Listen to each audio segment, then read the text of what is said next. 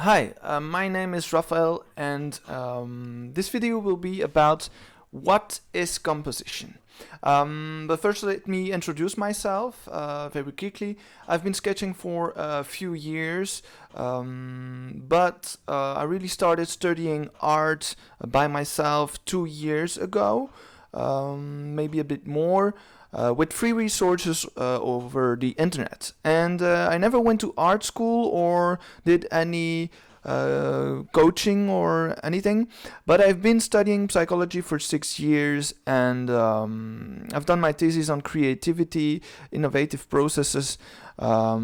I hate receiving an asked critique. That's maybe a very bad one. So I had to do it the hard way and study by myself, learn to analyze my own work, and not be dependent on critique of other persons like teachers or coaches and so forth. So not be I couldn't rely on I could, but I didn't want to rely and be dependent on an external person. So today it's possible to learn by yourself because all the resources are all over the internet. So don't worry about it if you don't have money to pay for school, or if you're just like me, you hate receiving critique and you want to be very autonomous. It's very possible. So today is about composition, and let's start with the very basic definition we can find on internet. It's the way lines and shape and colors and value and texture and form and space are organized and arranged according to the principles of art and design. Balance, contrast, emphasis, movement, pattern, rhythm, unity, variety are organizing and composing these elements in a way to structure and convey the intent of the artist. So it's all about the intent you have as an artist.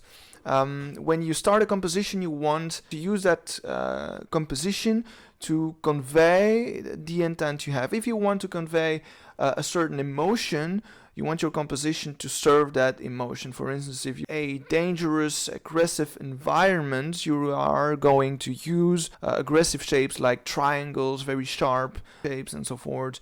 Maybe red colors. Anyway. So if you want to convey sadness, for instance, you're going to use maybe a very reflective matter, because reflection, when you're reflecting at yourself, you're looking at yourself, you're doing some introspection, and this can be a characteristic of sadness. Rain is sad weather, and so forth. So whatever.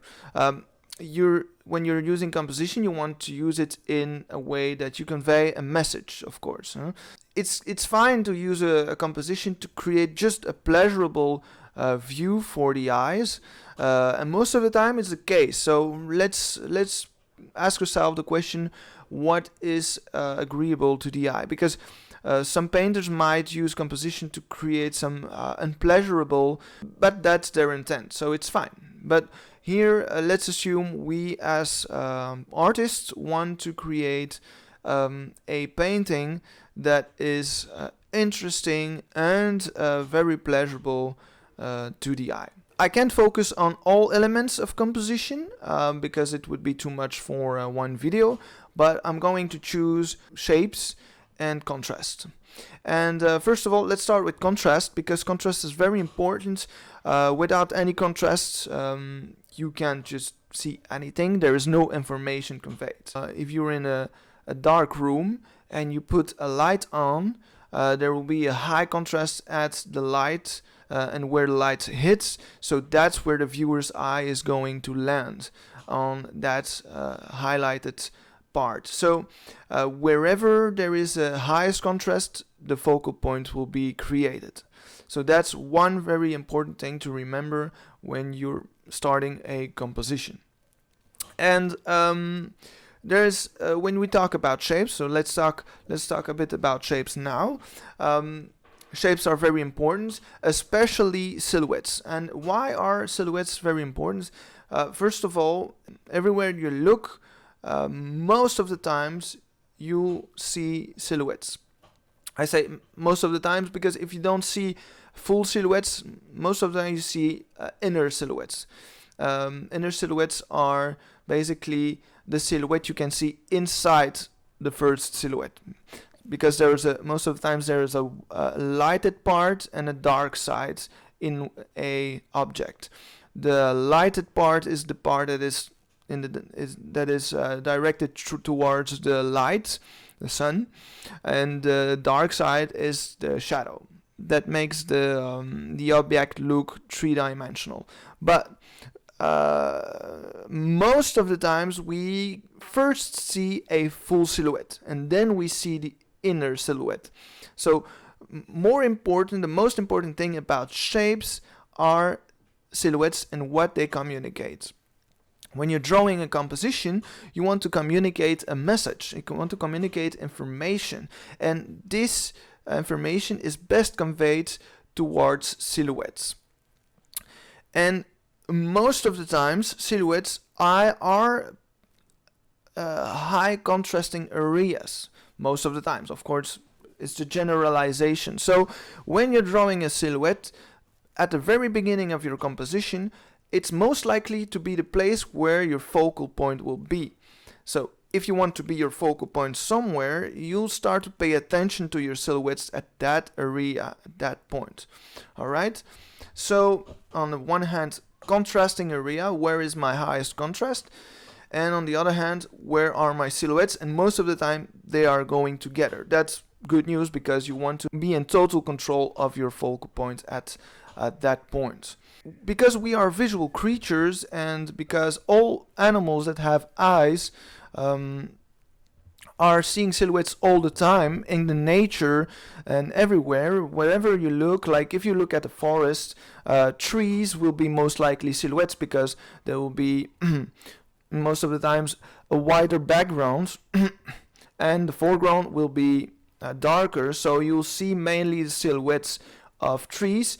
And if you see an animal, it will most likely be from a far away distance. Instinctively you want to recognize what it is, if it's dangerous or not. So our brain is really programmed to see silhouettes and recognize it very, very fast. So whenever you make a composition and you make a silhouette that conveys information, our eyes will automatically be very, very attracted to this silhouettes area.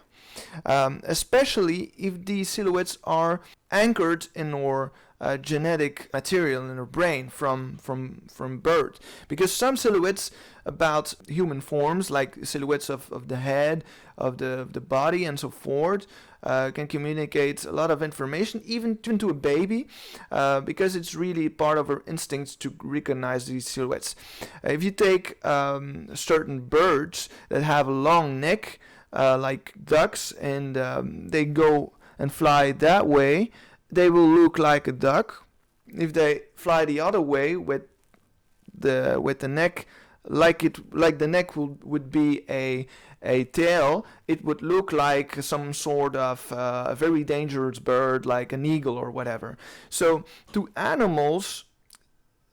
animals, the silhouettes and the way they move through space are very important. And actually there's a scientific experiment about it, with I think rats or rabbits, where they put the same bird and the bird would move in one direction with the long neck, and then the other direction where the neck would be the tail, and actually the animals react very, very differently to that. So it's really part of our instincts to draw silhouettes, to be attracted, to get all attention to silhouette areas. So that's one thing I wanted to say about composition. So whenever you're drawing a composition, you want to be very, very careful with your silhouettes. That's really very important. Also, high contrast areas will most likely contain your silhouettes, and that's good because you want your attention. I hope this was already quite interesting information. When we talk about character design, most of the time we start with silhouettes because silhouettes are that important and must be recognizable in games, must be recognizable from a far away distance. Is it your enemy or is it your friend? So, but for landscapes, it's less common to talk about silhouette, but it is as important. I also want to finish this video with one last element, and it's about rhythm. And I'm going back to silhouettes because I'm always going back to silhouettes when I talk about composition. But the way you arrange your silhouettes in a landscape with a certain rhythm is very important for the readability of your composition. What is rhythm exactly? Rhythm is, if you know about a bit about music, rhythm is repetition of different elements over time, and these repetitions again repeat each other with minor changes. So for instance, if you draw a landscape with a few trees, you want to have a repetition of, okay, you start with small trees, then with bigger trees, with the biggest, and then you end up with smaller and smaller trees again. This is a pattern, and you want this pattern to repeat itself in your painting with changes, with minor changes, to create that rhythm. Just like music, if music would be always the same, it would be very boring. So you want some sort of recognizable repetition, something that your eyes and ears are comfortable and predictably comfortable hearing and seeing, and you want to bring over time and in your painting you want to bring modifications in it so that it can create a certain natural flow for the eyes. This is something you can do with your silhouettes as well. Not only can you create focal points, but you can lead the eye through this rhythm in your painting. There is so much more to say about composition, but I think that's it for this video, and I hope I gave you some very interesting information to think about, and I hope you have a nice day, and bye bye.